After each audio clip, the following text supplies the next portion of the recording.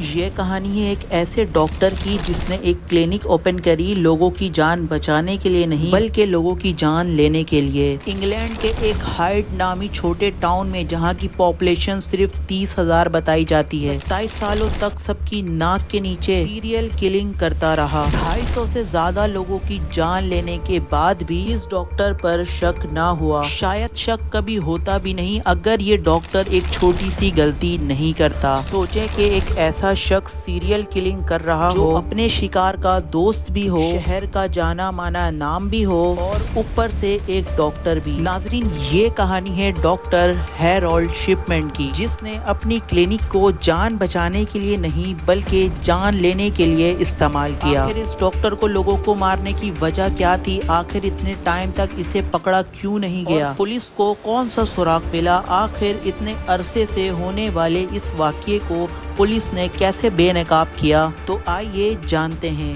ارتھ نامہ T V کی informative videos میں ایک بار پھر سے خوش آمدید۔ ناظرین، ڈاکٹر ہیرالڈ شپمین انگلینڈ کے ایک ہائڈ نامہ شہر میں اپنی کلینک چلایا کرتا تھا۔ اس ٹائم یہاں کی پاپولیشن صرف 30,000 کی تھی اور 3,000 سے زیادہ ڈاکٹر شپمین کے پیشنٹ تھے۔ یہ ڈاکٹر زیادہ ان پیشنٹس کو ٹارگٹ کرتا تھا جو کہ اکیلے رہتے تھے اور ان کی ایج زیادہ ہو جاتی تھی، یعنی وہ بوڑھے ہو جاتے تھے۔ ایسے پیشنٹس کو یہ ڈاکٹر اپنا نشانہ بناتا تھا، جن کی موت بھی ہو جائے تو کوئی ان پر شک بھی نہ کر سکے۔ ڈاکٹر شپمین ان پیشنٹ کو زیادہ سے زیادہ ٹائم دیتا اور وہ بھی ان کے گھر جا کر وہ ان کا دل ہلکا کرنے کے لیے ان کی باتیں سنتا کہ بے شک کہ وہ اکیلے ہیں، لیکن ڈاکٹر شپمین ہر ٹائم ان کی باتیں سننے کو تیار ہیں۔ یہاں تک کہ تو کچھ پیشنٹس ان پر اتنا بھروسہ کرتے ہیں کہ انہوں نے اپنے گھر کی چابی ڈاکٹر شپمین کو دے رکھی تھی۔ اپنے اسی رویے کی وجہ سے وہ ہائڈ میں کافی زیادہ مشہور ہو چکا تھا، کیونکہ لوگوں کو لگتا تھا کہ ڈاکٹر شپمین اپنی باتوں کے ذریعے بوڑھوں کا علاج کر دیتا ہے۔ لیکن اسی بہانے کی آڑ سے وہ اپنے پیشنٹ سے جن کی عمر زیادہ ہو چکی ہے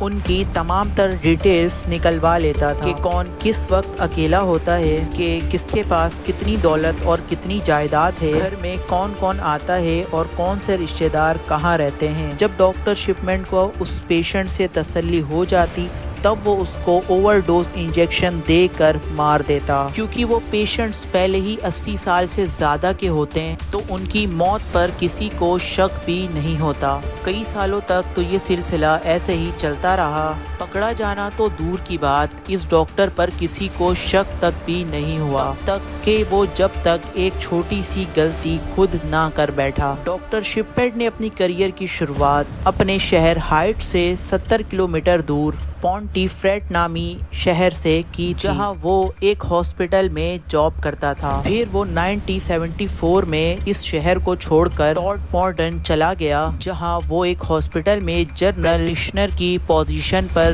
لگ گیا۔ وہاں جاب کے دوران یہ کچھ پیشنٹس کو پیتھوڈین نامی ڈرگز کو زیادہ دینے لگ گیا اور پھر بعد میں پکڑا بھی گیا، جو کہ اصل میں اس ڈرگز کو اس کو خود استعمال کرنی ہوتی تھی۔ پیتھوڈین اصل میں ہے تو ایک پین کلر، لیکن یہ ایک کافی نشہ آور میڈیسن ہے۔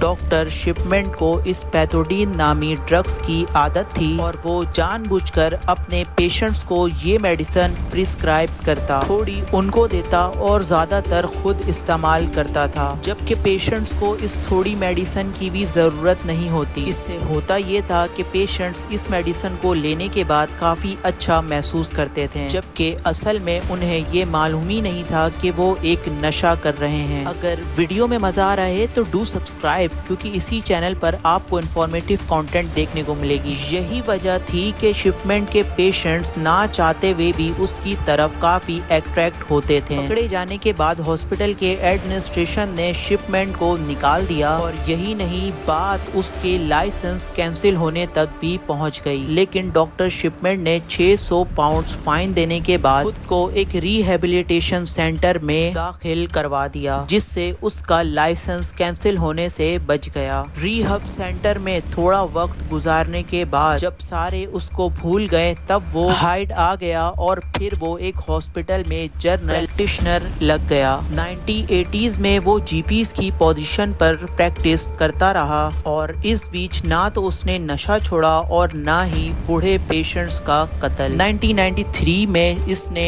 ہائیڈ میں ہی اپنی ایک کلینک اوپن کی اور شہر میں ایک اچھا نام بنا لیا۔ اگلے کئی سالوں تک معاملہ ایسے ہی چلتا رہا اور کسی کو بھی ڈاکٹر کی اس حرکت پر شک نہیں ہوا۔ پہلی بار مارچ 1998 میں ڈاکٹر لنڈا رینالڈس جو کہ شپمنٹ کے کلینک کے اپوزٹ ہی ایک ہاسپٹل میں جاب کرتی تھیں، انہوں نے شپمنٹ کے پیشنٹ کے بیچ زیادہ مرنے کی تجویز کرنا شروع کر دی۔ ان کا کہنا تھا کہ ڈاکٹر شپمنٹ جو کہ ایک چھوٹی سی کلینک چلاتا ہے، پچھلے صرف 3 مہینوں میں اس کے صرف 16 پیشنٹس مرے ہیں۔ اسی دوران بروک سرجری ہاسپٹل میں جہاں پر یہ ڈاکٹر جاب کرتی تھیں، وہاں پر ڈاکٹر شپمنٹ سے 3 گنا زیادہ پیشنٹس تھے۔ ان کے پاس صرف 14 پیشنٹس کی موت ہوئی ہے۔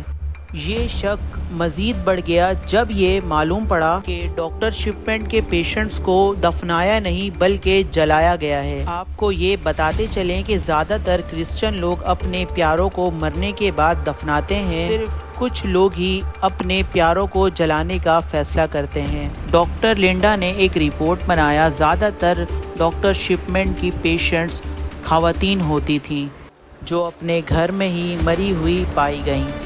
حیرت کی بات یہ ہے کہ جب پیشنٹس کی موت ہوتی تو ڈاکٹر شپمنٹ ان کے گھر پر ہی ہوتے ہیں۔ ڈاکٹر لنڈا کا کہنا تھا کہ گھر میں ہونے والی موت زیادہ تر بیڈ پر ہی ہوتی ہے، لیکن ان کا یہ بھی کہنا تھا کہ ڈاکٹر شپمنٹ کے پیشنٹس کی موت عجیب طریقے سے کرسی پر بیٹھ کر ہی ہوتی ہے۔ ان سارے رپورٹس کو دیکھ کر ایک انویسٹیگیشن بھی ہوئی، لیکن ڈاکٹر شپمنٹ کے خلاف پولیس کو کوئی ٹھوس ایویڈنس نہیں ملا اور 1 مہینے کے بعد یہ انویسٹیگیشن بند کر دی گئی۔ جب ڈاکٹر ہیرولڈ شپمنٹ کے پیشنٹ مر جایا کرتے تھے تو وہ ان کے فارم پر خود ہی سائن کرتا۔ فارم بھی وہ فارم ہے جو مریض کے علاج کرنے والے ڈاکٹر کو سائن کرنا ہوتا ہے، جس میں وہ مریض کی ڈیتھ آف کاز لکھتا ہے۔ لیکن مسئلہ یہ بھی تھا کہ فارم سی جو کہ کسی دوسرے ڈاکٹر کو سائن کرنا ہوتا ہے، زیادہ تر تو سائن وہ ڈاکٹرز کرتے ہیں جو کہ شپمنٹ پر بھروسہ کرتے تھے، یا پھر ان ڈاکٹر سے سائن کروایا جاتا جو کہ شپمنٹ کے دوست ڈاکٹر ہوتے تھے۔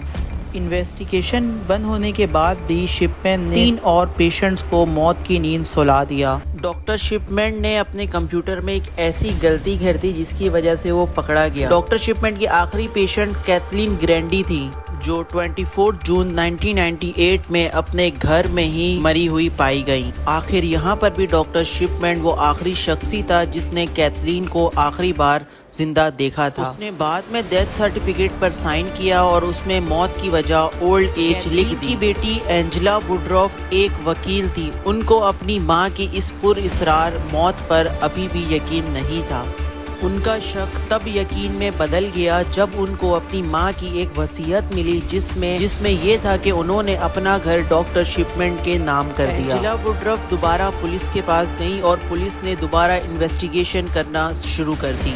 کیتھلین گرینڈی کی باڈی کو قبر کھود کر نکالا گیا اور اٹاپسی کے لیے بھیج دیا گیا اور معلوم پڑا کہ ان کے باڈی میں ڈایامورسین یعنی کہ ہیروئن کے کافی زیادہ ٹریسز پائے گئے ہیں۔ اور یہ بات جب ڈاکٹر شپمنٹ سے پوچھی گئی تو انہوں نے بتایا کہ ہاں گرینڈی ہیروئن کا نشہ کرتی تھی اور یہ بات جب وہ زندہ تھی تب میں نے اپنے کمپیوٹر میں یہ بات لکھی تھی۔ ڈاکٹر شپمنٹ نے حال ہی میں اپنی پیشنٹس کی جرنل انٹریز کرنا شروع کر دی تھی۔ ڈاکٹر شپمنٹ کو کہ یہ تو معلوم نہیں تھا کہ انہوں نے موت سے پہلے کی ڈیٹ تو انٹری کر دی ہے، لیکن کمپیوٹر میں لاسٹ چینجز کی ڈیٹ آٹومیٹک سیو ہو جاتی ہے۔ 7 سپتمبر 1998 کو ہائٹ کے فیمس ڈاکٹر شپمنٹ کو اریسٹ کر لیا گیا۔ جب یہ بات کھلی تو بہت سارے لوگ سامنے آ گئے جن کے پیاروں کو شپمنٹ نے وقت سے پہلے ہی مار دیا تھا۔ ان کو شک تو تھا پر شہر کے جانے مانے ڈاکٹر پر آواز وہ نہیں اٹھا سکتے تھے۔